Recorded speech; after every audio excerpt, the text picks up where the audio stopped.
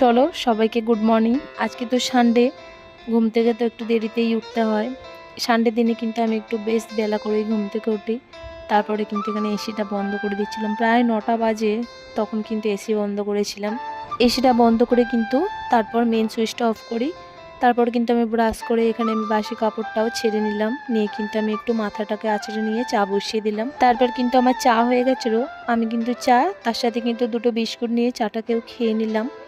তার সাথে কিন্তু আমি সকালবেলা আজকে একটু ব্রেকফাস্টে বানাবো এগ রোল, সেই কারণে কিন্তু কালকে রাত্রের কিছুটা ময়দা আর কিছুটা আটা মাখা ছিল, সেটা নিয়েই কিন্তু দুটো মিক্স করে বানিয়ে নিলাম। সকালের টিফিনটা কিন্তু আজকে একটু স্পেশালি বানালাম, কারণ অনেক দিন থেকেই একটু এগ রোল খেতে ইচ্ছা করছিল।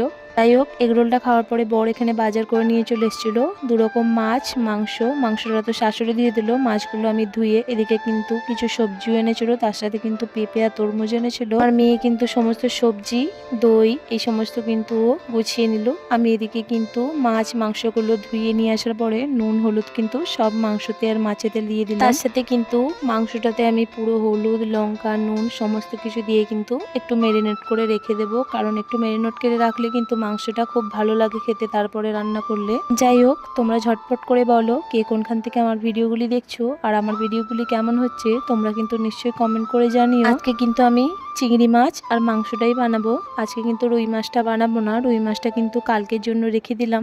তারপর কিন্তু আমি এখানে রান্না বসিয়ে দিতে শুরু করলাম। আমি কিন্তু একদিকে মাংস আর একদিকে কিন্তু চিংড়ি মাছ ভাজতে দিয়ে দিলাম। আজকে কিন্তু মাংসটা আলু দিয়ে ঝোল করব আর চিংড়ি মাছে মালাইকারি করব। দেখো তার মধ্যে লাইন অফ হয়ে গেছে, এদিকে কিন্তু বর ওষুধ ছড়াচ্ছে। জানো তো গরম পড়ে গেছে, পুকুরে আড়া দিয়ে সাপ বেরোয় বলে, সেই কারণেই কিন্তু আজকে ওষুধ দিয়ে দিল। তারপর আমি এদিকে ঘরটর পরিষ্কার করে খেতে চলে এসেছিলাম, প্রায় 3টে বাজে তখন। আজকে কিন্তু ভাতটা আমি একাই বসে খেলাম, আমার বর কিন্তু এখনো আসেনি, ও যেহেতু গাড়ি নিয়ে বেরিয়েছে। জানো তো আজকে কিন্তু মালাইকারিটা ভীষণ ভালো হয়েছে, তার সাথে কিন্তু মাংস ঝোলটাও খুব ভালো হয়েছিল। যাই হোক, তারপরে তো আমি এঁঠো বাসনগুলো মেজে নিলাম। তারপর এদিকে 3:30 বাজে, মেয়ে দেখো ঘুমাচ্ছে, আমিও একটু রেস্ট করে নিলাম। আমি কিন্তু তারপর পেপসি খেয়েছিলাম। যাই হোক, আমার ছোট্ট ব্লগটি তোমাদের কেমন লাগলো বলো, ভালো লাগলে ফলো করে পাশে থেকো। টাটা।